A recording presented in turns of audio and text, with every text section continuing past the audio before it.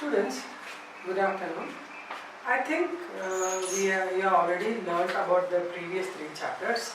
I hope you are happy with them because I am observing a lot of you people are reading it and also asking me questions. These chapters, whatever you learned, they were all like advanced things, like reproduction in human beings is the advanced thing, advanced part in reproduction. But when we want to start with the reproduction, then you need to start with the regular organisms, starting with how to introduce the chapter reproduction. We have to learn about the reproduction in the lower organisms, like some of the bacteria, some of the protozoans, some of the algae, fungi, all that. So the first chapter in your NCERT textbook under reproduction is reproduction in organisms, right? So let me introduce what is reproduction. How do you define reproduction? You think about it.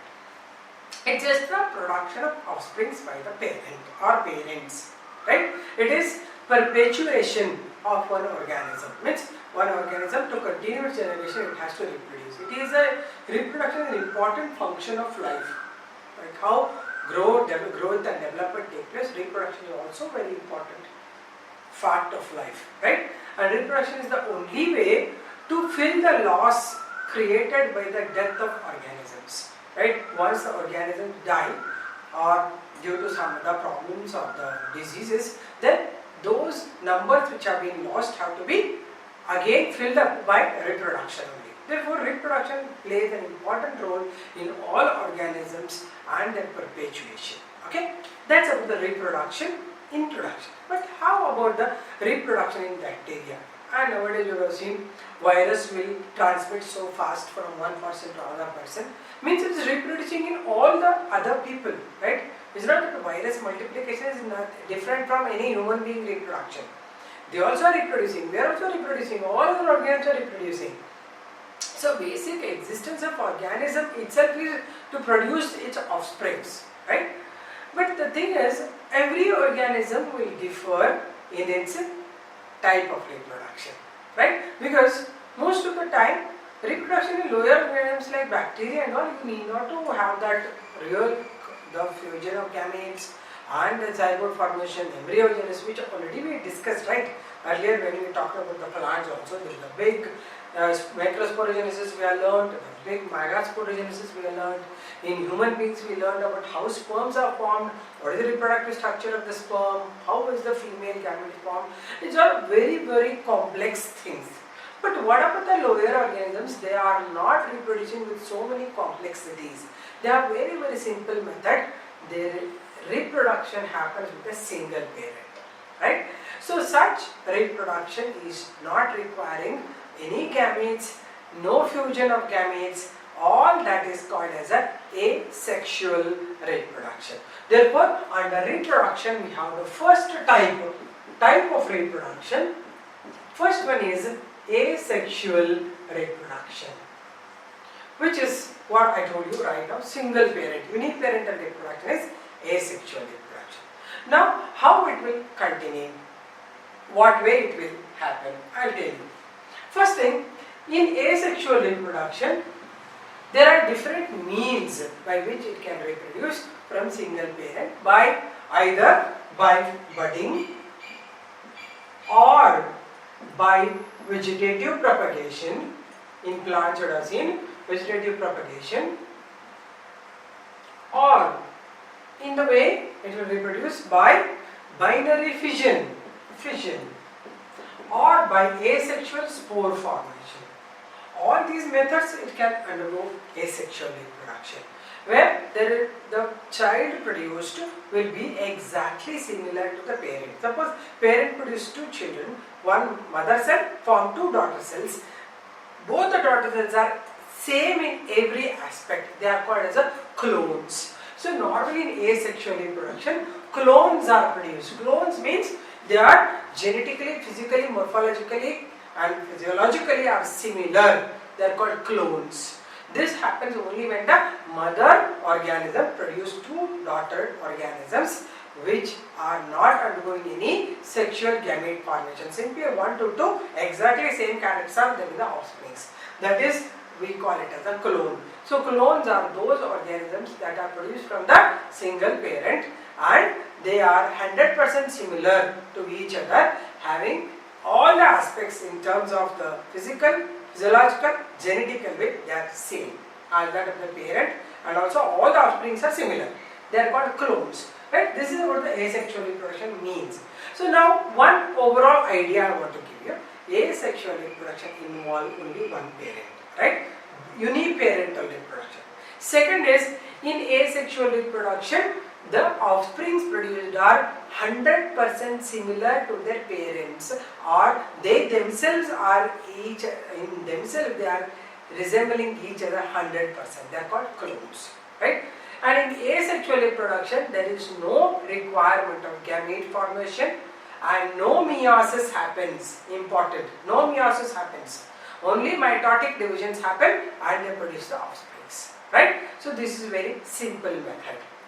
And it normally happens either in yeast or some of the plants that are seen in rows and all. You can cut the rows, one of the stem and grow into a new plant. It is a vegetative propagation.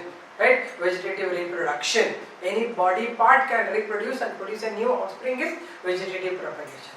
Now, in contrast to this, let us learn about the sexual reproduction. So, how you have learned about sexual reproduction? In sexual reproduction, two parents are required. One is a male parent, one is a female parent. Then, there is something which is must. What is something is must? Gametogenesis is very much required. How it happens?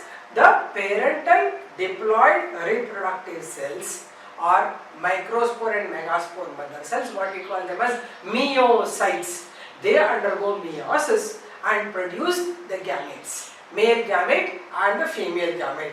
Male gamete from the male parent, female gamete from the female parent. Most of the higher organisms, both male and females are differing from each other, both either physical or genetical way.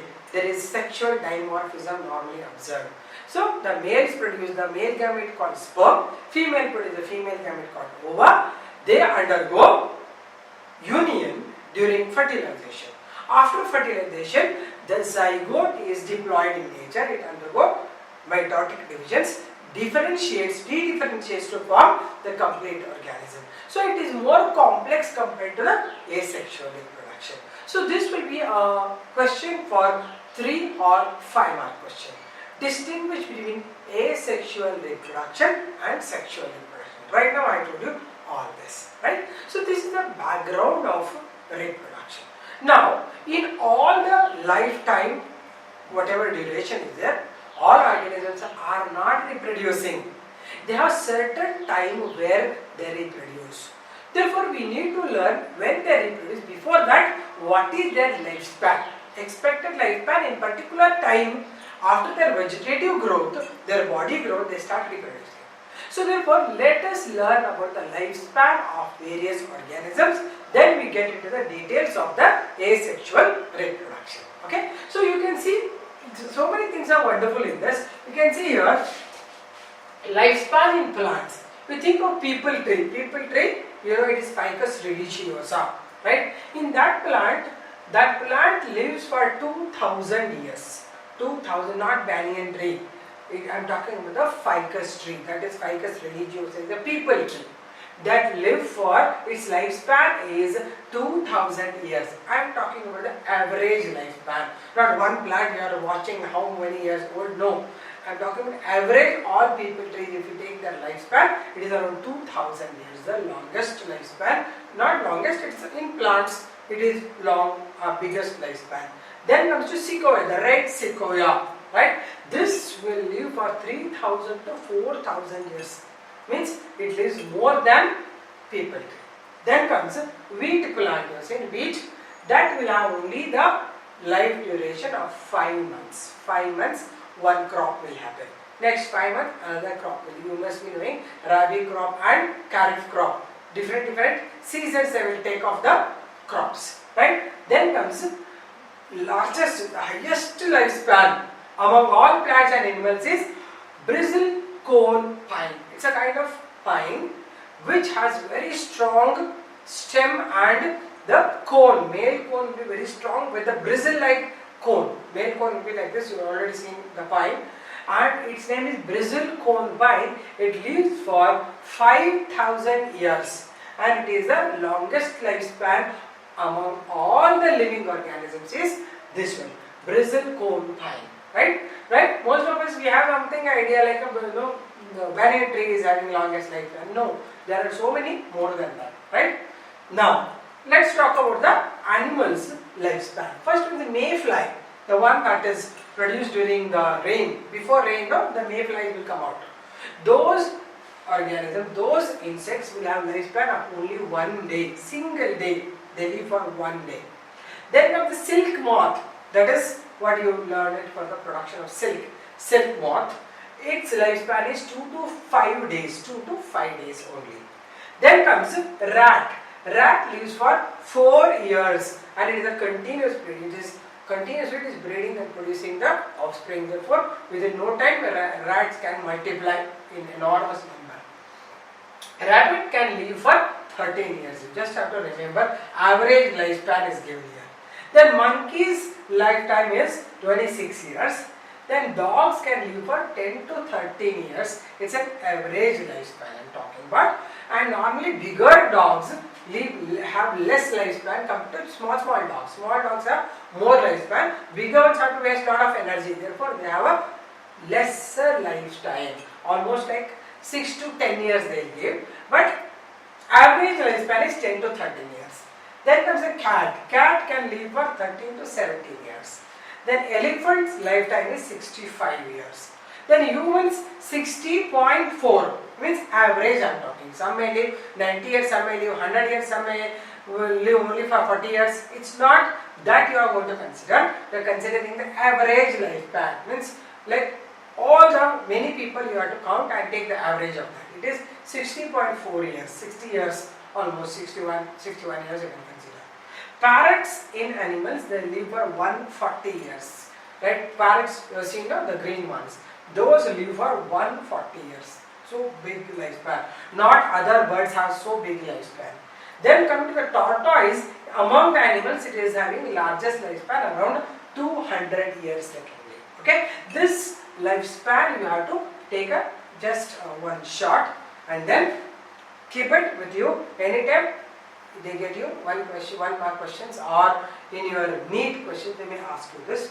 The longest lifespan, shortest lifespan. You can write like this. Okay? Just take one screenshot or you just pause it and write them down. Okay?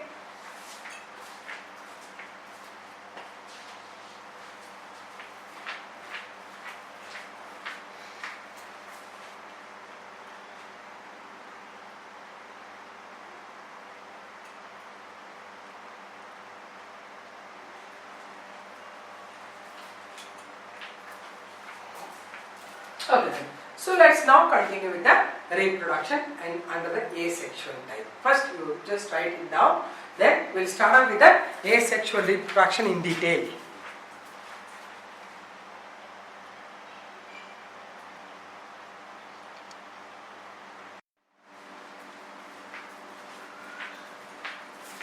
Okay, let's now talk about the asexual reproduction in detail. Okay, so first one I told you, asexual reproduction involves single parent, right?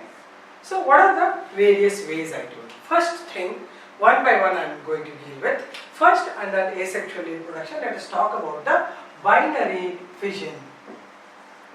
So one mark, what is asexual reproduction? You know, it is a reproduction in which the single parent is involved. Vegetative part is divided. It is also called vegetative reproduction also. And somatic reproduction. All the names are for the same thing. It is also called as the somatic reproduction or somatic division because body cells are dividing, not any other cells.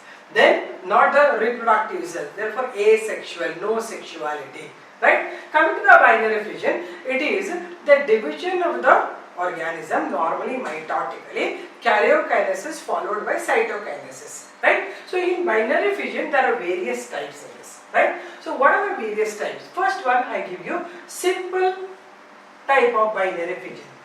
Simple binary fission. It happens normally in amoeba. It is normally asymmetrical also. So you know the structure of amoeba, it will be like this, pseudopodia will be like this. Okay? These are the cytoplasm and the nucleus. Okay. Now during the division it will become slightly elongated or widened up, and in any direction it will divide. Okay, like this, and the nucleus also will be dividing almost equal, not 100% equal. Then next is this will separate into two small amoebae, first and the second. These are the two daughter cells. Daughter cells are formed. This is the simple type of binary fission happening in amoeba. Here first karyokinesis, as you can see, the nucleus is separating, then it will cut off, then followed by cytokinesis forming two daughter cells. This is called as a simple type of binary fission which happens in amoeba. This drawing is expected in examination. They'll ask to write the type or write a note on reproduction in amoeba. This is one important type of reproduction in amoeba, that is simple binary fission, which will not actually dividing in vertical or horizontal plane, because already you know that amoeba has no proper shape. Anyway it can divide side or horizontal or cross anyway. Therefore it is having no plane of division. Anyway it will divide and form two daughter cells. Therefore it is called the simple binary fission. Okay. So you note down the diagram. Then we will continue with the next one. Okay. Okay. I hope you have drawn it. Let's now talk about the second type of binary fission. We call that as the horizontal type of binary fission. That's a B type I am giving you. B type is horizontal type of binary fission. It happens in, example, it is happening in Paramecium. Paramecium, you know the structure, it is a slipper animalcule. You can see the diagram, it will be somewhat like this. I hope you know this. Its popular name is slipper animalcule because it looks like slipper, right? This has a contractile vacuoles here, and the nucleus over here, another contractile vacuole. It is the mouth part and the other part, and here it will have all over the body number of cilia. It is belonging to ciliata. This is Paramecium. Two nuclei are there. First it will undergo separation at one point, okay, somewhat like this. In both the sides, this kind of part is produced, that the mouth part like thing is produced, and the nucleus begin to divide. So horizontal it is dividing, this is how, that's why we call the horizontal binary fission, right? Now it will separate, here it will cut off into two small Paramecium, somewhat like this. This is one, okay, it has its contractile vacuole. This is the one baby having number of cilia all over. Then another one is here, okay, here is the another one,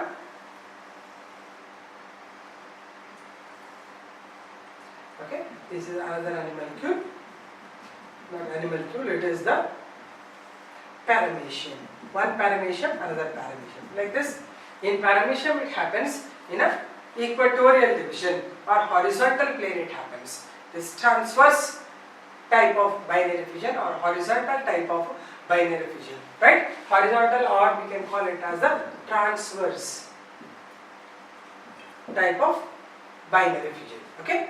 So this is the second type, okay? Again note it down somewhere, if they ask you at least you should know how it is cutting also. Now we talk about the third type, that is in euglena. You know what happens in euglena?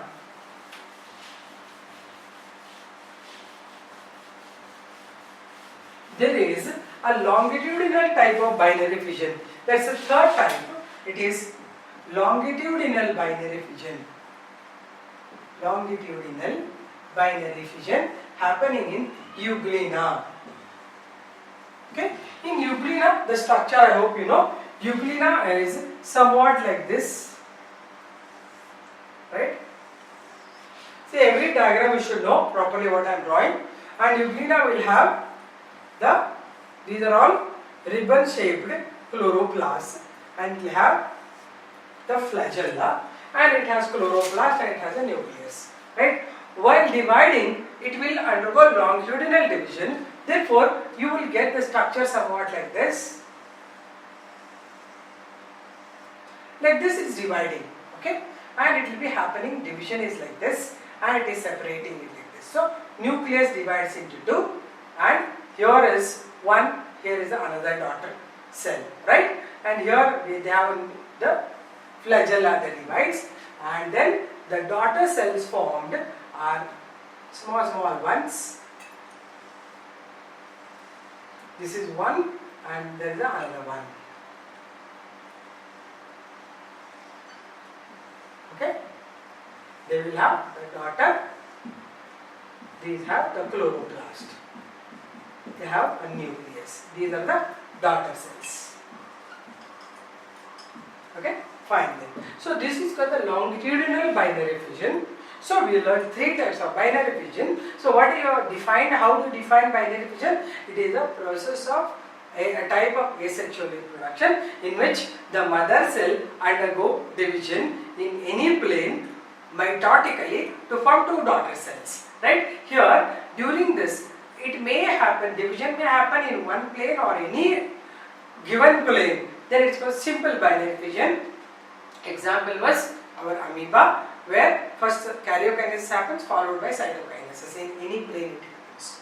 Second one I told you, horizontal or equatorial plane, there is a fission, binary fission happening. There is a horizontal or the equatorial plane division or binary fission. It happens in the paramecium.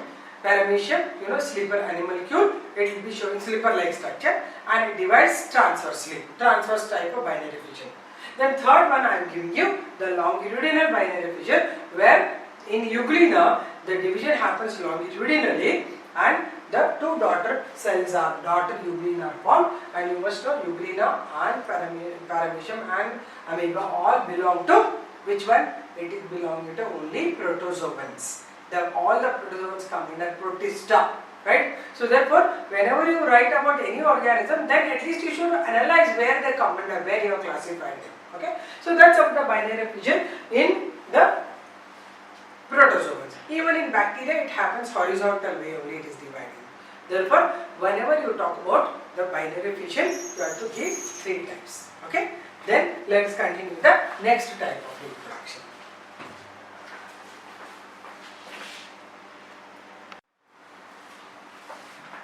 Coming to the next type, as we are talking about binary fission, the parental organism divides into the two offsprings I told you, which are the clones of the mother, or both of them are similar to each other. There is one more, the last type, we call it as multiple binary fission. Multiple binary fission, it's a fourth type, binary fission. So what happens in this? It happens in either amoeba, one example, or in the malarian parasite. Who is the malarian parasite? It is Plasmodium vivax. This Plasmodium, when it enters the liver cell, it undergoes the hepatic schizogony, we call it. If it enters the RBC, it is called as the erythrocytic schizogony. In all of them, in both of them, how it will divide, just I will show you. If this is the parental cell, having the nucleus in this, what happens is cytoplasm is all around. First it undergoes free nuclear divisions, forming number of nuclei like this. This nuclear division is not followed by the cytoplasmic division. They will be simply dividing. These are the nuclei. These are number of free nuclei formed. Later, each of them they grab little cytoplasm around them and form number of individuals. This is one individual, this is another individual. Like that, multiple individuals are formed. Right? These are all the daughter cells. This is called as multiple binary fission. Right?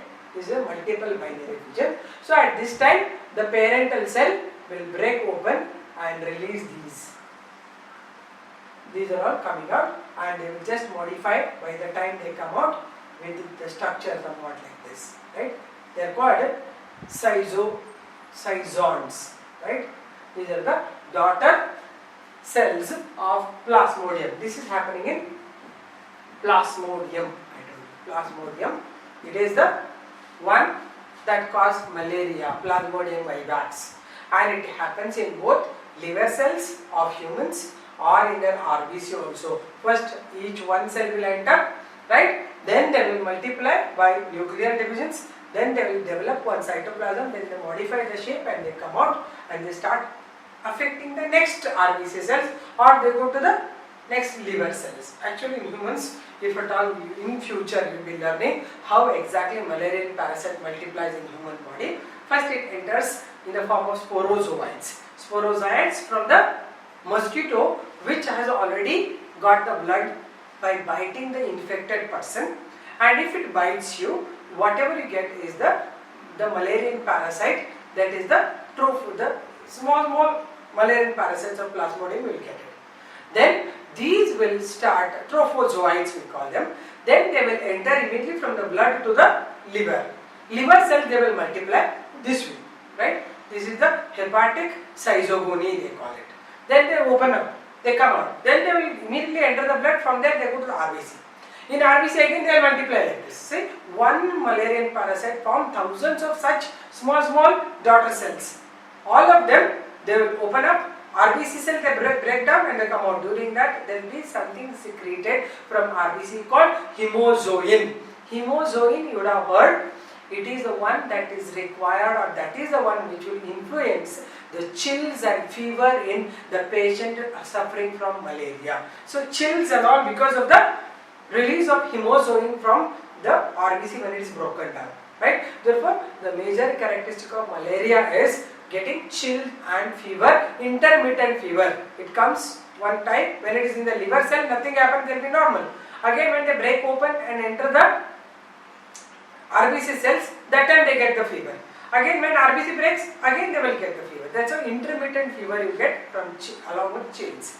So this is the multiple binary fission you are finding in normally the malarian parasite as well as in amoeba. Amoeba also undergo this kind of reproduction. Okay.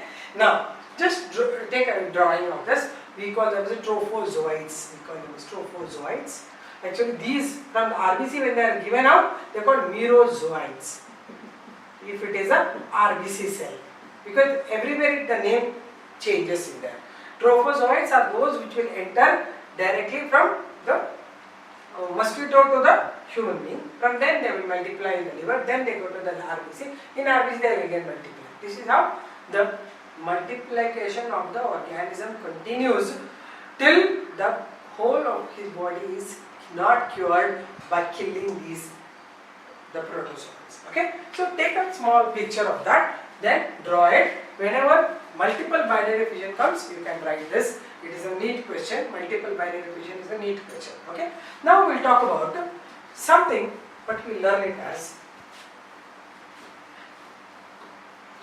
the budding. The second type I will give you is the first type I told you is about the formation of binary fission, first one. Second is the budding. What is budding? The formation of exogenous buds, right? These buds are of two types, external buds or internal buds. I am talking about the external buds. One of the simple example is, example 1 is yeast. In yeast cell, when you observe, this yeast is a unicellular fungi, I hope you remember. This is the yeast cell. One cell, yeast cell it is, right? First, it will develop when the nutrients are more. When it grows, then it will slowly form a small outgrowth like this, right? And the nucleus will enter into this area, small nucleus will enter like this, right? Next is, this is cytoplasm. Slowly the buds start growing. It grows bigger and nucleus enters into this. Then it is followed by cytokinesis. Therefore, the mother cell is here, daughter cell is here, it will be removed and it will grow independently. This is called the budding. This is the actually small bud developed and which becomes independent later. This is happening in yeast cell, right? Yeast is a fungus, right? If they ask you, write a note on budding, any example you can take. But if they particularly ask certain organism, you are supposed to write only about that. I am explaining you, the yeast is a fungus. But some other organisms which are very commonly undergoing external budding, that is Hydra, right? So let me give you the structure of Hydra and how it forms the buds. Okay. So external budding in Hydra I am giving you. So Hydra you already know the structure will be somewhat like this. Okay. It will be attached to the substratum. The upper part is having a mouth and here are number of tentacles.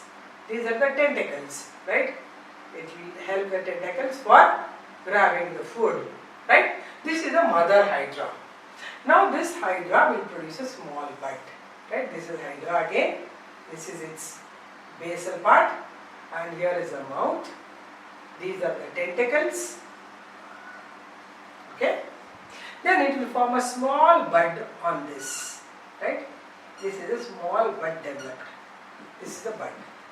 Later, the bud will continue to grow. Okay?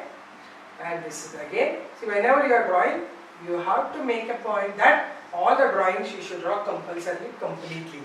Right? The bud will grow on the mother body. Okay? Like this. And later, it will be detached from the mother and it will independently grow into a new Hydra. Okay, this is the bud. Small bud is growing. Here it is enlarging in size. Now it is independent. You can see here. This is how budding happens, as an external budding happens in the Hydra. Hydra, you must be knowing where it belongs to. It belongs to Coelenterata. Right? Coelenterates undergo budding like this. One of the example you will like this Hydra. This drawing is also important. This is a mother Hydra. This is a mother, and later it forms a bud. Bud becomes independent. You have to draw at least 2 to 3 diagrams in this. Okay.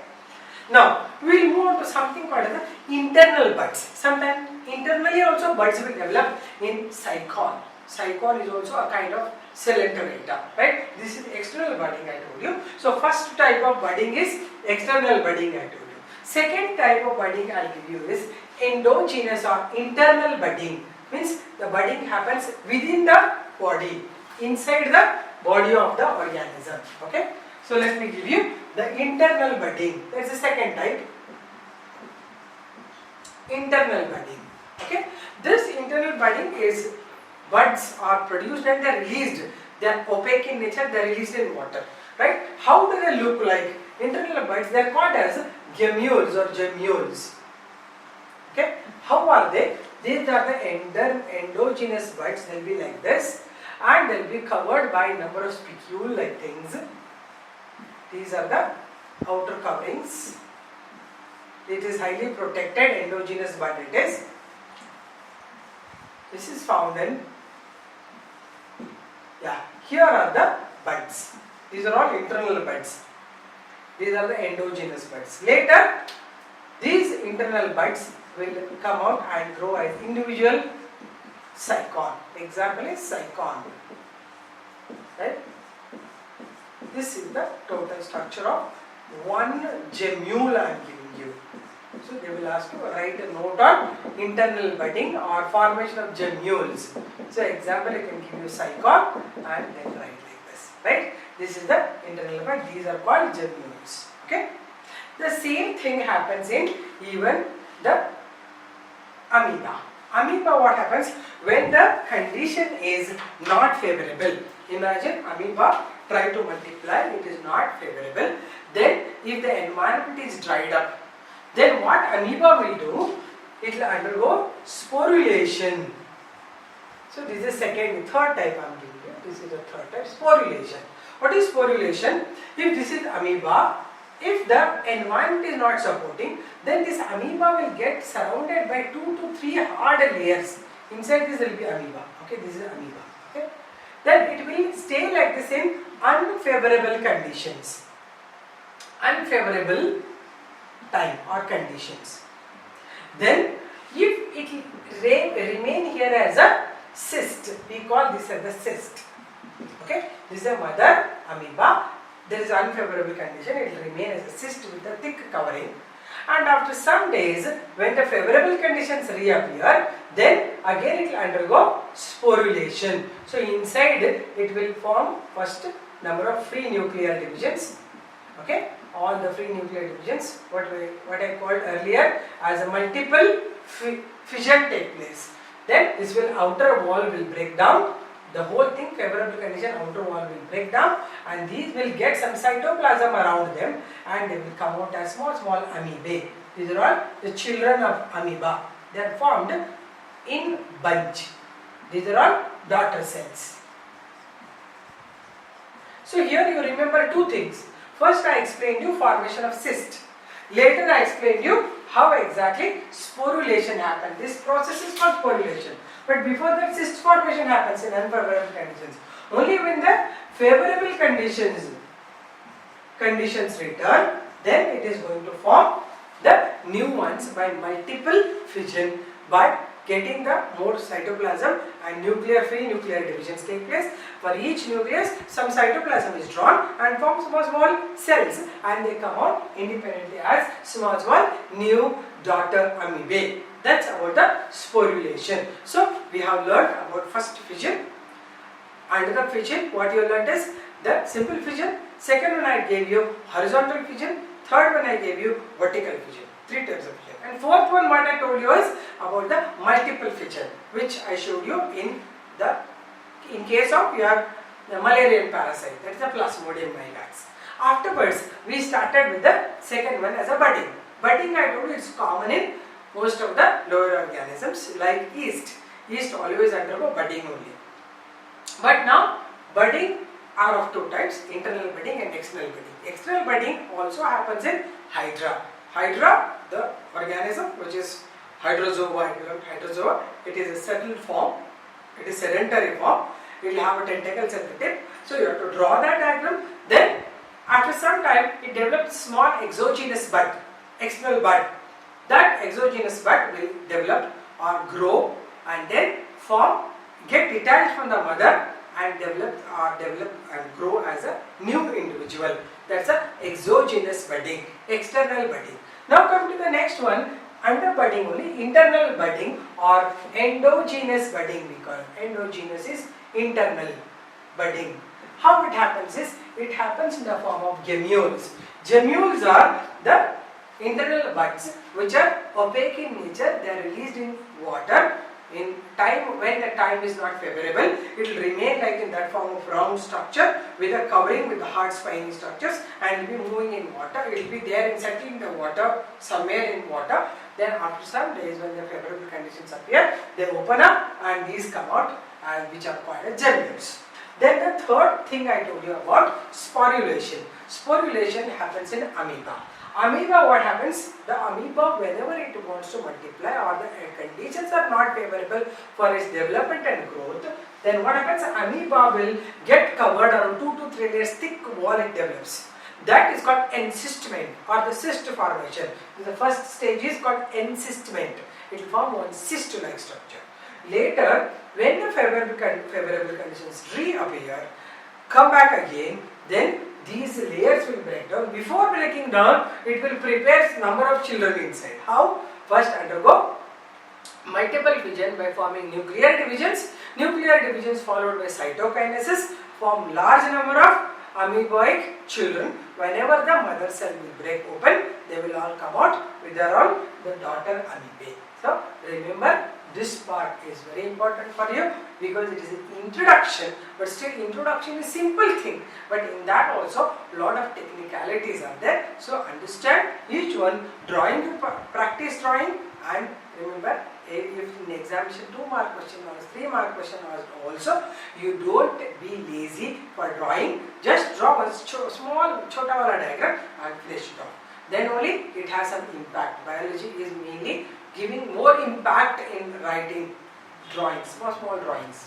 Then with small explanations. That is very important. Every time I keep telling you, whenever you start watching my videos, take the pen, pencil, eraser, everything, and whenever you want I tell you to draw this, pause it, draw it. Pause it. That's a really wonderful idea for you to get good scoring also. So I want you to really, I always consider you will score very nicely, but for that you need to work out very hard. Hard in the sense not working for many. Be smart in explaining. Instead of writing pages together, draw one. Half a page you explain, will get full marks. So this is what is the secret of biology. Okay.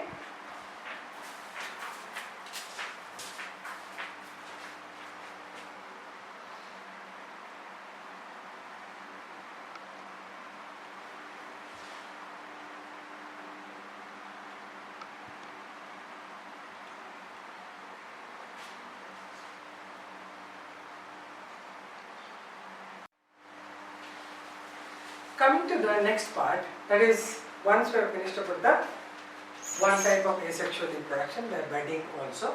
Now we will move on to the third type, that is about the formation of zoospores, or the formation of spore formation, not sporulation. This is the fourth type. We call it as the spore formation. Normally we call it as the zoospore formation. In these spores we have two types. First one is zoospores, next is about the conidia. Conidiospore formation. Zoospores, when you talk about, it is found in the unicellular alga, that is Chlamydomonas. Right? In Chlamydomonas alga, when you observe Chlamydomonas, how it is, first let me give you that. So it is a unicellular alga, okay, and it will contain one single nucleus here and one of the, this is the chloroplast, and we have flagella. This is one organism, that is Chlamydomonas, right? So whenever you can write this way also, this is the Chlamydomonas, this is the chloroplast actually.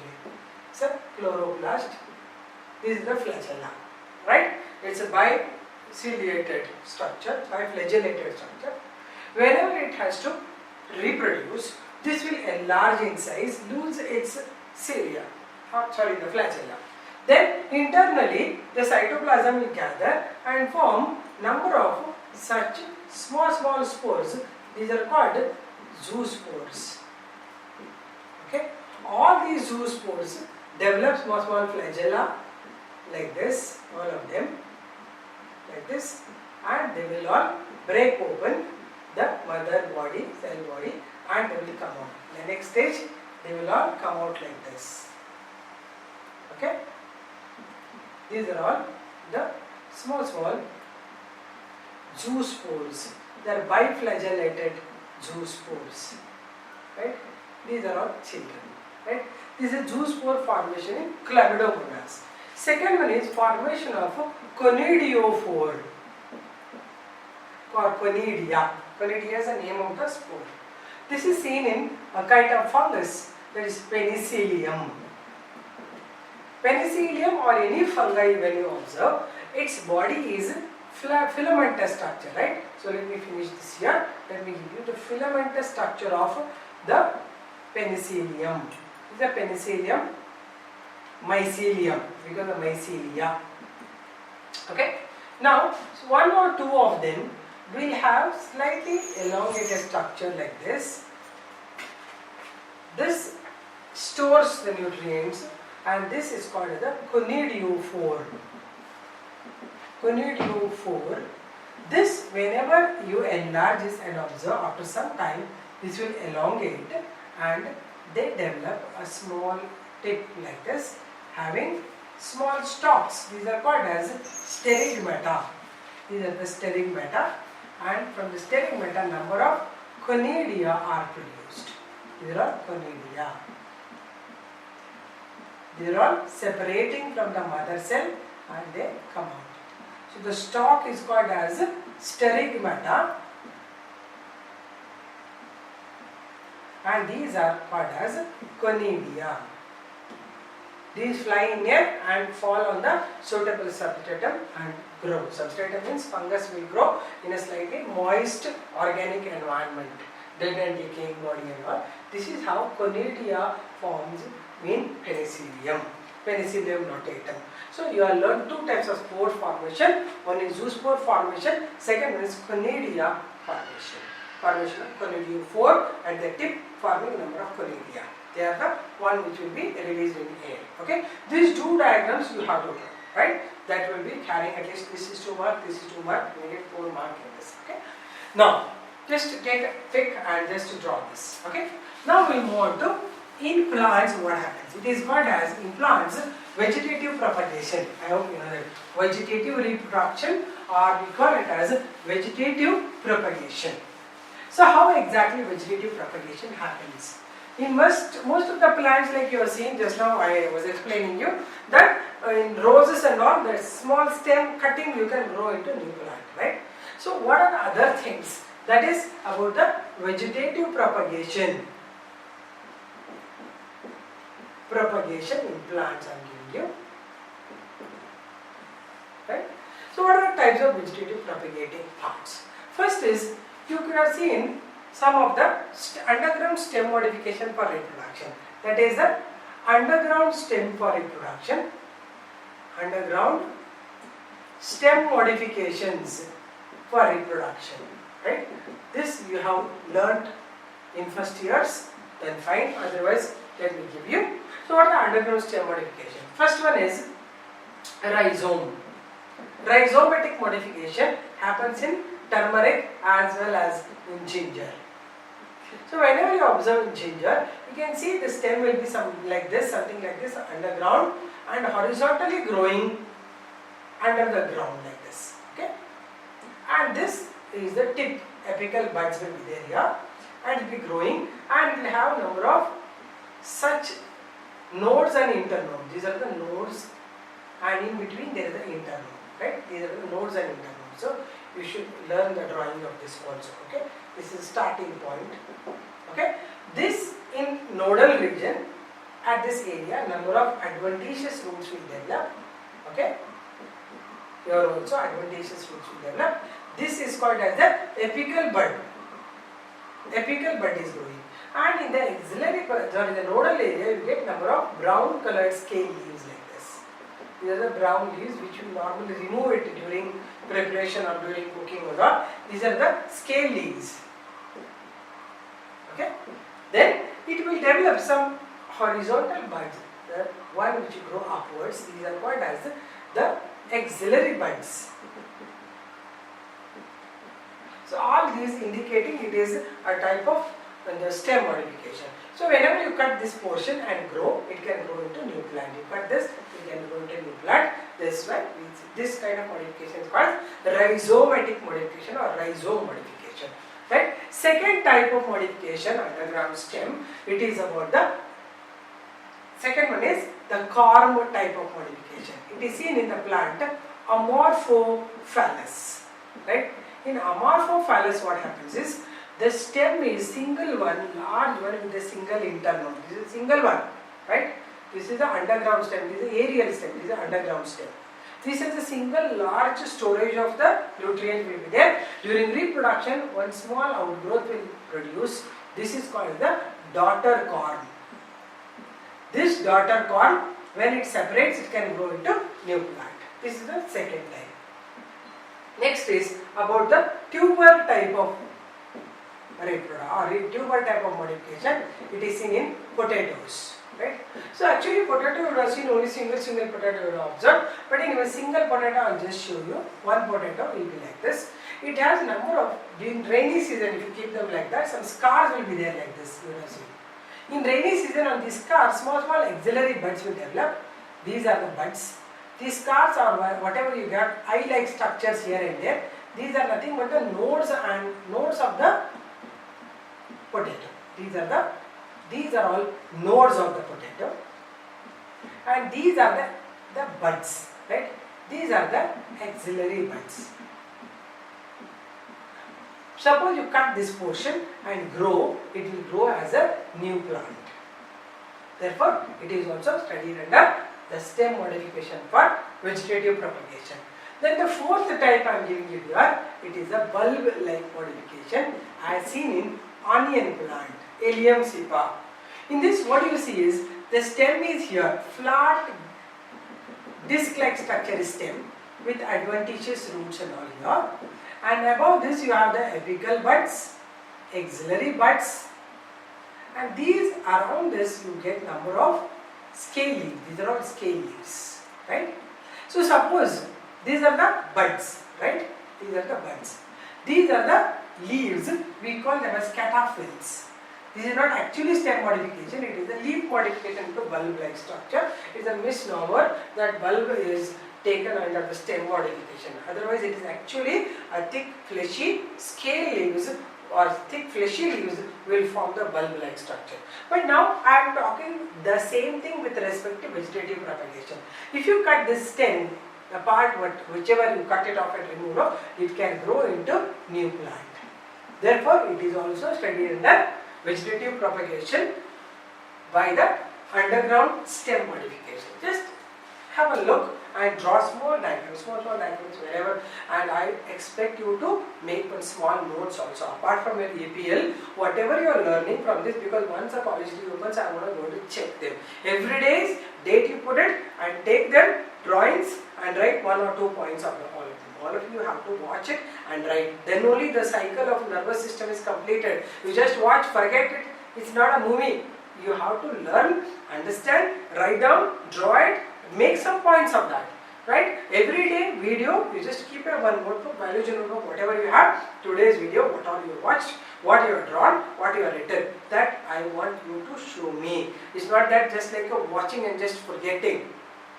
Because these are, although we are going to repeat it, revise it once again, but still I want you to take use of what I am writing. There is a lot of strain taken for you to get the subject in your hands, right? So therefore make use of all this, draw them and keep them aside so that whenever again next when we meet, we'll let us see how much you people are also sincere in working, okay? So that just make a drawing of this.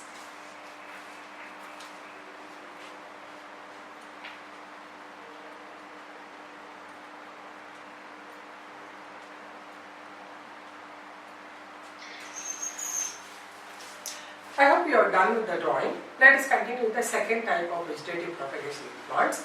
That is about the subaerial stem modification. These are all underground stem modifications for the process of vegetative propagation under underground stem modification. Let's now move on to subaerial stem modification for vegetative propagation. Okay.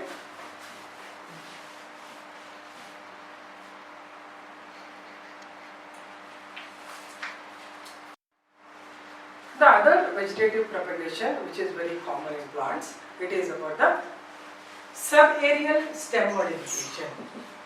Subaerial stems are mainly meant for vegetative propagation. What are the various subaerial modifications of the stem?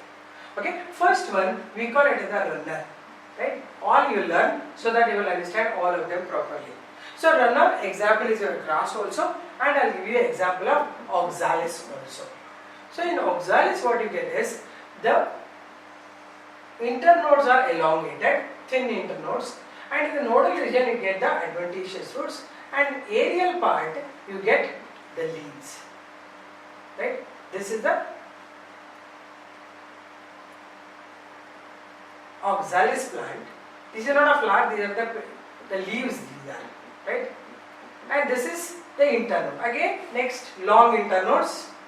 So always you remember longer internodes you have to draw, and in the nodal region again adventitious roots will be produced, then there will be aerial leaves.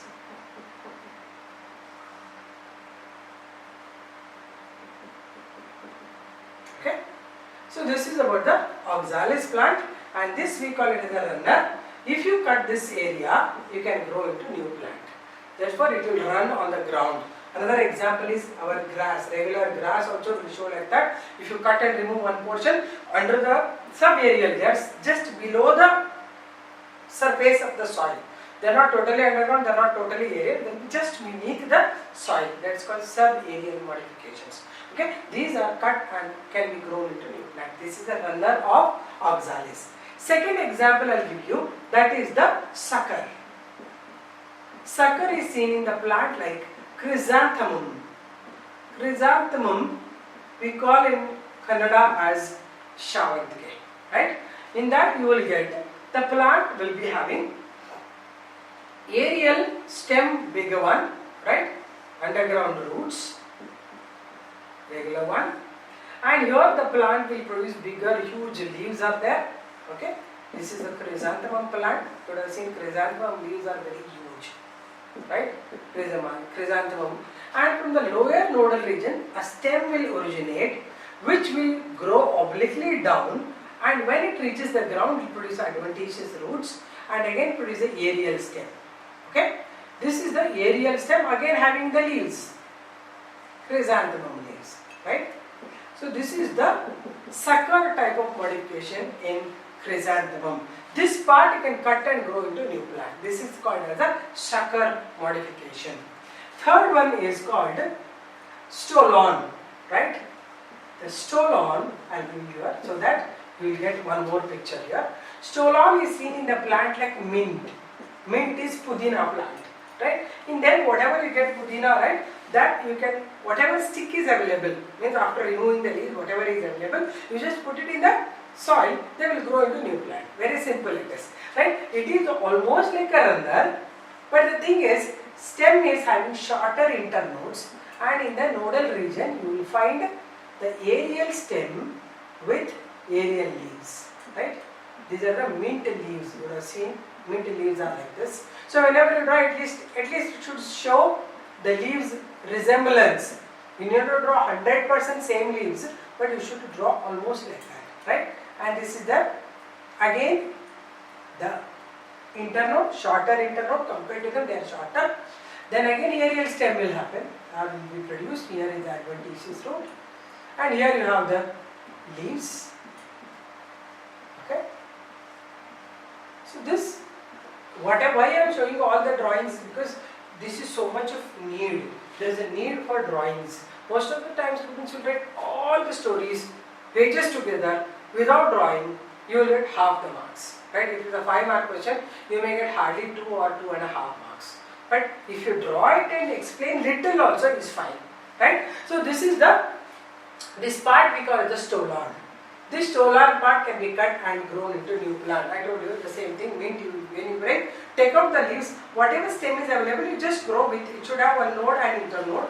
Then you grow, you can get a new plant. That is how plants are so simple in development or growth or reproduction. Then the fourth one is called offset. Okay, offset is seen in the hydrophytic plants like Eichhornia and Pistia. Eichhornia, I hope you know, Eichhornia is nothing but the terror of Bengal, right? We call it as terror of Bengal. Why? I'll tell you. You also think about it. Once in future I may ask you, at the end of the day, something I'll ask you like this, so that you remember and you can answer me. You can ask me some questions, you message me why it is called as terror of Bengal. This is your question today, right? So in Eichhornia or in Pistia, you find vegetative propagation by subaerial stem.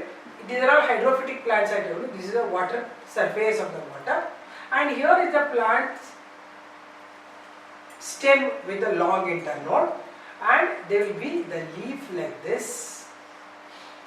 Leaves are somewhat thick and fleshy, and here you get large number of balancing roots, and here is again the long internode.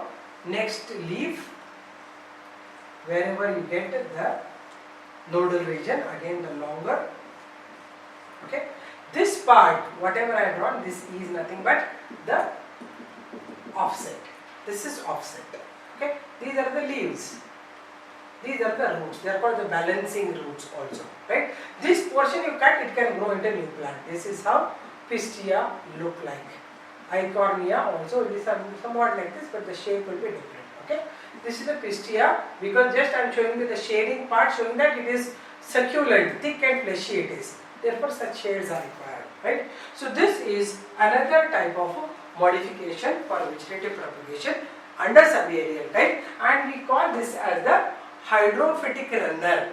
Means almost like a runner having longer internodes, aerial leaves. Here also long internodes, aerial leaves, no aerial stem. See how to differentiate is, the runner will have a long internode growing on the subaerial surface, just beneath the ground or just above the ground, just attached to the ground, right? But aerially you get at the nodal area only leaves. No, not the aerial stem. You will get only leaves like this. Therefore, it is called the runner. It runs on the ground. Within no time, if you cut, again it will grow somewhere. again it will start, again it will grow, because of the running type of the subaerial stem, which is common in grass and oxalis plant. Oxalis becomes the pulley support, right? Next plant is in sucker modification. What is sucker? Sucker is the type of subaerial stem modification in which you find the aerial stem also. Thick woody stem will be there.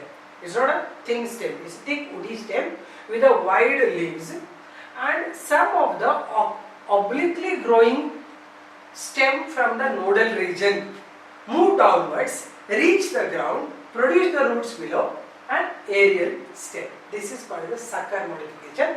This you can cut and grow into a new plant. Okay, that is about the sucker modification. Then third one is stolon. Stolon is seen in mint. In mint, what happens is, it is almost similar to the runner, but what is the difference? Internodes are shorter, but aerially you are getting stem which is thin herbaceous stem. This is thin, thick and woody stem. Here it is thin herbaceous stem.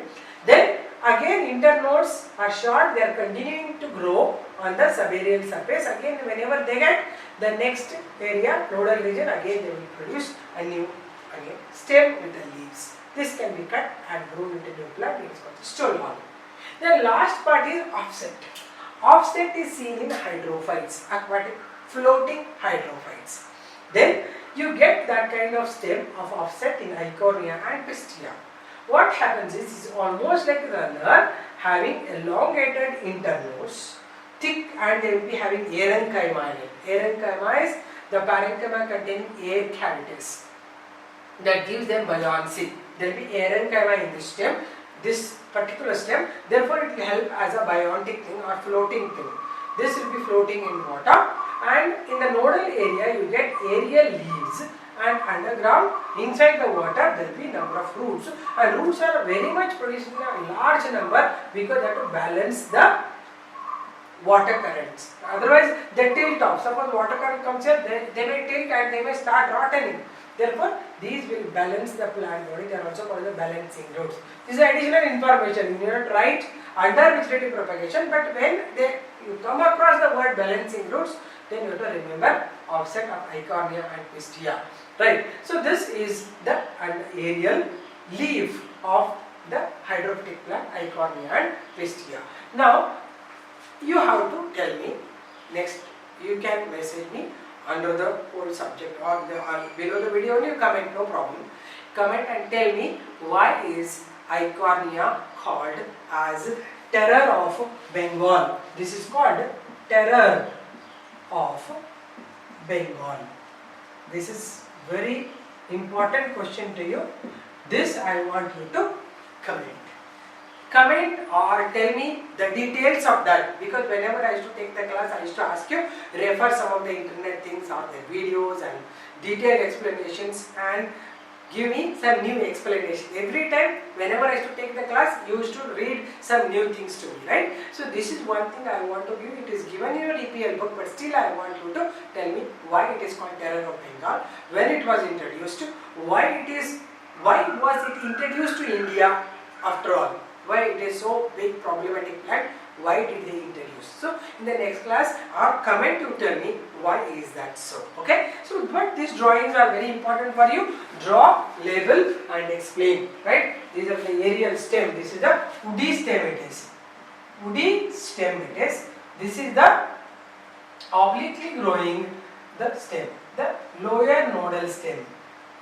Lower nodal stem which grows obliquely downwards, right? This is the elongated internode. This is a long internode.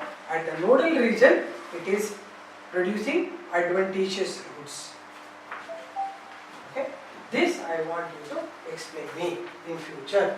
These drawings, you have to draw it and explain for each one 2 to 3 points. Then go to the next drawing, again explain 2 to 3 points. Like that, we will finish this drawing. Right? All the 4 drawings, you just now take it down and label them, then explain them. Okay?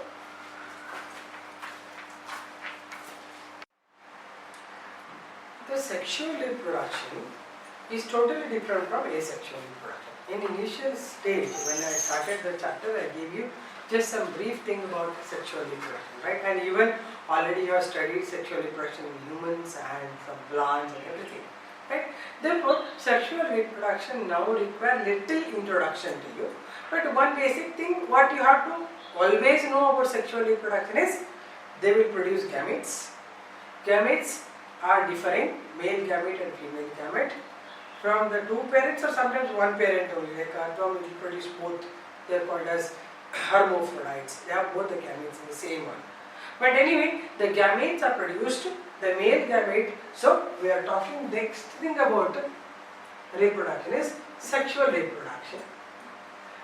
Always sexual reproduction, basic thing you have to remember is they will produce the two gametes.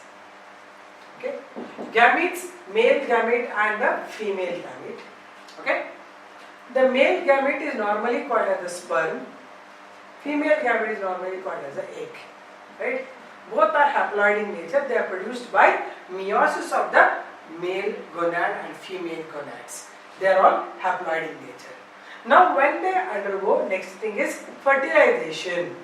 They have to undergo fertilization to produce the diploid zygote. Zygote is 12 in number. This zygote will start multiplying by producing an embryo and the egg. So it's slightly complicated process compared to the asexual, because asexual you already know. So simply they are multiplying. There is no complication in them. But here it has so many things happen. And the embryo or the young one formed will not be exactly similar to the male and female parents. So the parents which are sexually differing from each other, a male parent and a female parent, the offsprings produced are not exactly similar to the parents. Right? You would have seen your own example. When you see father and mother, you will not be either Xerox copy of the father or the mother. You will have some variations in them, in yourself. Any person, any organism, if you observe, they will have the children produced which are on sexual reproduction. If the children are produced, they are different from their parents, which is not similar in asexual. Asexual reproduction, the two organisms, male and female, will not be there, and there will be a single parent. The children produced will be exactly similar to the mother. They are called as clones. All they are resembling each other. They are called cloning. Almost like clones, and modern technology they are doing cloning also through biotechnological process. There is a cloning of dolly sheep. Have you heard about it? So even I want that information. It comes later under biotechnology part. I'll explain you what happens in the production of this cloned sheep. Its name was Dolly, right? When Dolly sheep was produced in the lab, how they produced it? That just took the body cell of the mother from the udder cell, a diploid cell. Then they transferred the zygote. They removed the ova from that. They put another one and they produced the young one, which was similar to the mother. Mother and child are similar because they share the same chromosomes. That is an asexual type of reproduction. We call them as cloning. Right? I told you generally, naturally how it undergo cloning. Then another thing I told you is how they are doing artificial cloning also. Now, come back to the sexual reproduction. I told you the two gametes have to be produced. Now let us talk about the gametes now. Gametes, I told you male and female gametes will be there. Always these gametes are not different in size and shape. Right? In some of the plants like Cladophora, that's an algae. Cladophora, when you observe, the two gametes are exactly similar to each other. Right? They are not different. Both are the same gametes. Right? You can see these are the Cladophora. This is called as isogamete. These are called isogametes. They are similar to each other. Both male and female look similar. This is the first type. That's about the isogametic condition. Second one is its opposite, heterogametic condition. Heterogametes. Right? In one of the examples, this is example 1. Okay? In example 2, I am giving you in this example 2, that is in fucus. Fucus, you can see the big egg will be there and a very small sperm. This is the egg.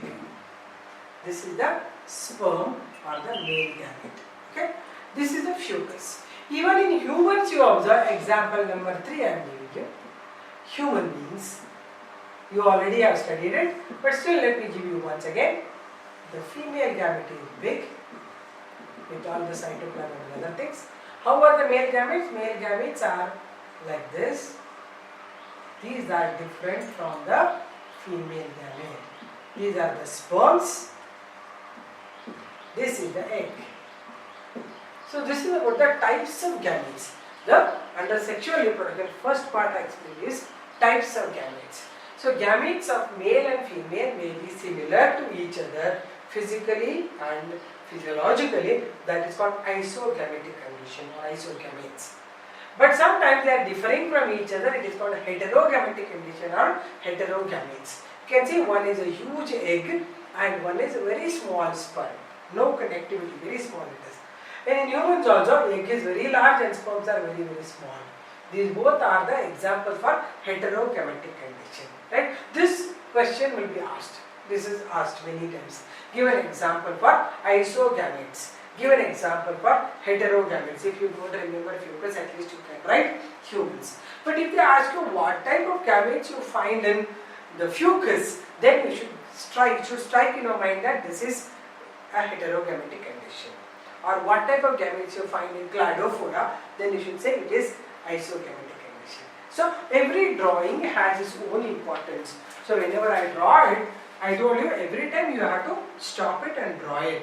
Again and again, if I am telling you, think how important are drawings now, right? Because board examination, if you want to score full, although one or two words go here and there, if they are going wrong also, if you have drawn nice drawings, they will cover up and you will get full marks. If you are not drawn only and you are, most of the time I have seen our students are used to write beautiful explanation. I have seen all of them, they write very nicely. Every knowledge, whatever they have, they put it in the explanation, but not drawing at all. And some are very good in drawing, they are not learning the subject properly. So it is both, they are together, like they have to go hand in hand. Not only drawing, not only explaining. Together, this drawing, explanation. I told you this drawing I did, I explained. I told that, I explained. That way, you practice this way of building the notes or writing the question answers. This is the only way you have to get full marks in biology. Okay? So now let us move on to the next type. What type of fertilization takes place? Right? First one is, if the same type of gametes will fertilize, we call it as isogamous type of fertilization. Isogamous means the two gametes that are fertilizing are similar in size. That is called isogamous type. Right? So first one I am giving you the type of fusion. First, it's the second type I am giving you. Fusion. First is isogamous fertilization or isogamous fusion. Two gametes are the same size, they will fertilize. This is one gamete. Okay? This is another gamete. They are combining and they are fertilizing. This is isogamous fertilization. Both the gametes of similar type, they are undergoing fertilization and together they form the structure like this now. Right? 1, 2, 3, 4 and then nucleus will fertilize and this forms the zygote. Okay? This is isogamous fertilization. Second one is anisogamous fertilization. Anisogamous type. Anisogamous means two different types of gametes are fertilizing. That's called anisogamy. Right? The fusion happens with the two different looking gametes. Like as we already discussed, this is the human egg, this is the sperm, they are fertilizing. Then it is called, this is forming the zygote. This is 2n. This is the sperm, this is the egg. These are the isogametes. Always whenever you draw, you label them. Isogametes. This is the fertilization. This is the zygote. So always you remember this way you have to write. This is the way it is penetrating. The third type is oogamous type. Oogamous is almost similar to anisogamous. It says that the egg is large and it is non-motile. Non-motile but large egg getting fertilized with the small fertilizing sperm, which is motile. This is a motile sperm. This is called oogamous type of fertilization, right? So I told you isogamous fertilization, anisogamous fertilization or fusion, and last is oogamous type. So there are three types: isogamous, anisogamous and oogamous type of fusion or fertilization. Again, draw the diagram. Again, I need not to tell you. I am observing, and now on I will ask individually how much you are drawn. You should show me how you are drawn. I will call you and find out how much you are drawing, right? Because I am observing that you are taking the things lightly. Not all of you. Many of you are very serious. They are calling me and asking me a lot of questions. That's really beautiful. But apart from that, I want you to take, as I told you, botany with more and more concentration, more and more importance you give to botany, because this is the only area normally our NEET students will not perform well, because zoology is very interesting, everybody will remember, understand, they read extra things also, they will write very nicely. But when it comes to botany, people are very lazy, oh, what to learn this. Don't do that, learn everything thoroughly. Okay, so make a pic of this, okay, drawing of this.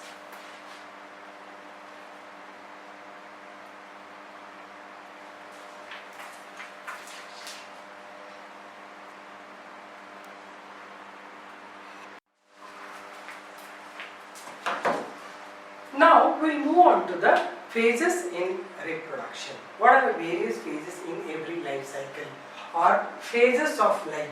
This is what I write. Phases in reproduction they say, but it is not phases of reproduction, phases of life. Okay. What are the phases of life? In all animals and human beings, first phase we call it as the juvenile phase.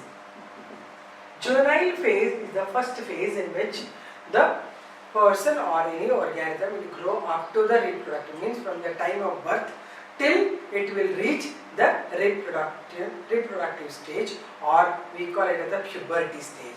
So this is the stage from the birth to the reproductive maturity. This you remember, reproductive maturity we call it as till that time, or up to reaching puberty. We call this as the juvenile phase in animals. So this is with respect to animals only, right? What about the second one? In plants we call it as the vegetative phase. Vegetative phase. What is vegetative phase? Again same thing in plants. It is the plant from the seed up to flowering. It is called as vegetative phase. Means growing of the stem, roots, leaves, and then branches and all that is the first part. That's called the vegetative growth. Most of the plants, vegetative growth takes long time, right? Third one, it is the reproductive maturity or reproductive phase. Every organism will achieve reproductive phase where they will have the ability to produce gametes and they start reproducing. They reproduce by development of sexual gametes, right? And they produce the young ones. That's a reproductive phase. Up to a certain stage, they will be in reproductive phase. Afterwards, around in the humans, you have seen after, even I told you, in females. Females up to a certain age only they can produce the egg and they will undergo menstruation. Afterwards, it will stop, right? That's called the reproductive pause, because of menopause. Afterwards, they start getting aged. That is common in all plants or animals. We call the fourth phase as senescence. Senescence phase is nothing but the phase of aging.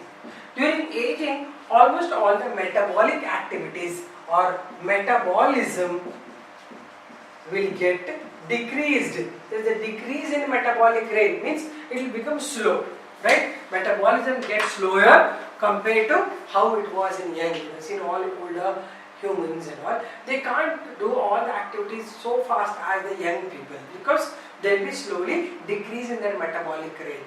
Therefore, that is called the senescence or aging happens. After that, all organisms they will die, right? That's a death of the organism. So they are killed. That's the end of the organism. During already reproductive phase, they have produced the young ones, they will continue that. This is the common phases of life of every organism. It's not that something different from organism to organism, but the period will change. Up to which stage or how many days they will be in the vegetative phase, when they enter reproductive phase, when they get senescence, that we are going to learn now, right? So now the second thing, you have to remember all the 4 phases. First is juvenile phase in animals, where vegetative body is growing, all the organs are developing, up to they become sexually mature. That's they enter the puberty. It's called the juvenile phase. And in plants we call it the vegetative phase, where vegetative part of the body the plant is growing, and later they enter the reproductive phase. All are they producing gametes, they undergo fertilization, produce the young ones. That's the reproductive phase up to certain stage. After certain age, this reproduction capacity will decrease, and almost all the metabolic activities go on reducing. That is called the senescence, or we call it as aging. After aging, there is death. That is a common life cycle. All our life cycle, all animals' life cycle, all plants' life cycle is same way. Now, coming to the age of this, what are the plants? We are now concentrating on the plants when they can produce flowers, right? The flowering, the types of plants I am now giving you. Plants will be of different types based on their age. First one, they are called annual plants. Annuals are those plants, they will live for 1 year and they finish the complete life cycle in 1 year only. It is for the one growing season they live. They live for one season, one growing season, almost is equal to 1 year. They are all called annual plants. You can take annual plants like peas and beans and all, 1 year plants there. They are called annual plants. Second one is biannual plants. Biannual plants, biennials are growing for 2 seasons or 2 years they grow. In this first year, year number 1 or first year, they will have mainly the vegetative growth. Then second year, they start producing flowers. So therefore in them all the seasons are there. Vegetative season is there, reproductive season is there, and next after producing flowers, fruits and seeds, they will die. They undergo senescence and they will die, right? So the last of this, they will be senescence. So all the phases are seen in biannual plants, right? Third one comes as the perennial plants. Perennial plants, biennials, and these are the perennials. Perennials means they live for more than 2 years. So they live for many years. How they live is, they will have one permanent stem or permanent vegetative structure. They will have a permanent vegetative structure. Permanent body in the main stem will be there. Permanent vegetative structure will be there. And time to time, year after year, they produce the branches, flowers, fruits in 1 year. Then second year again they will undergo new branches, new flowers, new fruits, like that continuously. The one main body will be there. So once it will produce flowers and fruits and seeds and all, that's all over. Again next flowering starts. That's how they live for many years. They are called perennial plants. No many plants are to be, they are perennial plants like mango trees and all. The main plant is there. Year after year it produces flowers, fruits, seeds and all. Next again some days of vegetative, but there is no particular time duration they maintain, right? Vegetative growth has already happened, but anyway they have some seasonal variations you can see there. Then fourth one is called as ephemerals. Ephemerals are very short-lived organisms. Short-lived in the sense, hardly 1 hour they live, right? Later they will die. One of the example for this is the mayfly. I told you already, mayfly, 1 day. They are called ephemerals. Ephemerals is their duration of lifespan is very small, and within that they may die. Or before that it will change from organism to organism, they may die. So they are based on this. Plants and animals, I am giving you examples for their lifespan and how many years they are going to to live. Based on that, we have talked about annuals, biennials, perennials, ephemerals. I told you one of the organism. Example is the mayfly. Mayfly is the one which will come out during the rain. Before rain, they will fly in air. That's an insect. Okay, so that's about the various plants which have different lifespan. Okay, now we'll move to the next part. First, you note them down. Right, annuals, how many years, and now I'll give you something which is different. What is the different? Which will not follow all this. They are a kind of different plant. They don't have particular season or something like that. Some special plants I'll give you now. Right? So what are those special plants? This you remember. The last at the end I want to finish this with that. That is some special plants I'll give you. So which are these plants? First one I'll give you as a monocarpic plants. Monocarpic plants, what are these? These are the plants that produce flowers and fruits only once in their lifetime. They are flowering, they flower once in their lifetime. Therefore the name mono, one time, carpic, producing fruits. Once in their lifetime they produce the fruits. What is the example? One important example is the bamboo plant. Bamboo plant lives for around 40 years to 100 years, its lifetime. Right? What happens is, initially whenever bamboo plant is grown, it is only simply vegetatively growing for almost 40 years. Suppose it is a 40-year plant. Almost till 39 years it is only growing. Vegetative, it produces thin plants and it is growing tall, and number of internodes increase, and everything vegetatively propagated vegetative parts are growing continuously. But at the end of the 39th year, on the 40th year, they start flowering. They undergo fertilization, produce seeds.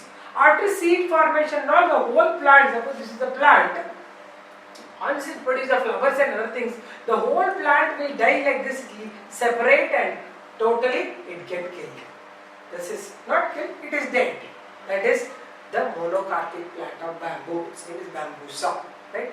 The second different plant I wanted to give you is that is named as Strobilanthus kunthiana. This is what I wanted to tell you. Strobilanthus kunthiana. What is this plant? It's in common name, our local language, we call it as Neelakurunji. This is the common name. What is this plant speciality? This plant produces flowers once in 12 years. 12 years once it produces flowers. And they are commonly growing on the forest of Kerala, Karnataka and Tamil Nadu.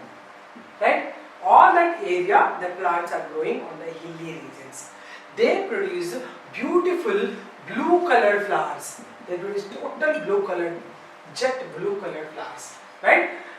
Once in 12 years when they produce the flowers, all over the hill they produce flowers at the same time. The whole thing look like blue hilly area. Therefore we call them as Neelgiri hills. Neela is blue, Giri is the hilly area. Neelgiri hills are because of these plants producing flowers are producing. Looking from the far area, it looks like a blue colored hills are there. And the name of the flower is Neelakurunji because it is blue colored flower. That's a important plant. You remember these are very important, and many a times you just go through any examination, you will get it. And when it flowers, without fail, you go and watch it. They are really beautiful things. To see nature, just not go as a person who is watching them. You just see the science behind it. Right? Always have some scientific knowledge, then you can analyze the things better than simply blindly believing somebody saying, so I am believing. No. You will have to have some scientific logic behind it. Then only you will understand. So this is the very special, these are the very special plants, and if you have seen bamboo plants, You just see what is the age, and exactly around 40 to 50 years they start flowering means there's an end. And earlier and all you would have seen bamboo drought used to happen. What is bamboo drought? There were some villages which were depending on only bamboo plantation, and bamboo is very useful, right? They produce all the furnitures and all. Lot of people around them, all manpower will go and they start growing all this. They are developing the furnitures and they start producing. And many people depend on these plants for their livelihood. So once the plants are fully finished, their growth is done. After 50 years, once they start flowering, nothing happens. Then all the area become drought, and all the people who are living there are jobless. Most of them they will die because of no food. Therefore, it was called once as a bamboo drought. That is because bamboo plant finish its life cycle, and again some more years it will take to start growing again. Till that time, there is nothing growing in that area. Therefore, remember some important things. As I told you, these things you just study, some stories are there. So many people have written the live examples how it happened. Even on Strobilanthes kuntiana, you can see beautiful pictures taken when it is flowering. You observe all of them because everything is in your fingertips. Right? I am giving you some information, I am giving you a track. You have to work on them. Okay? So I hope this has really worked for you, and I think you draw all of them, remember all of them. Okay? Fine. See you there next time.